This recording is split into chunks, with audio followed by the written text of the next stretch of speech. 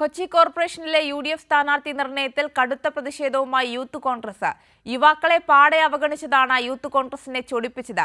തല്ലുകൊള്ളാനും സമരം ചെയ്യാനും വേണ്ടി മാത്രമുള്ളവരല്ല യൂത്ത് കോൺഗ്രസുകാരെന്ന് സംസ്ഥാന സെക്രട്ടറി സഞ്ജയ് ജെയിംസ്.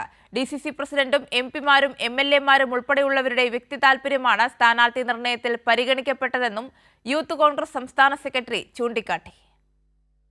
കൊച്ചി കോർപ്പറേഷനിലെ UDF സ്ഥാനാർത്ഥി നിർണയമാണ് യൂത്ത് കോൺഗ്രസിൽ കടുത്ത അമർഷത്തിനും പ്രതിഷേധത്തിനും ഇടയാക്കിയിരിക്കുന്നത്.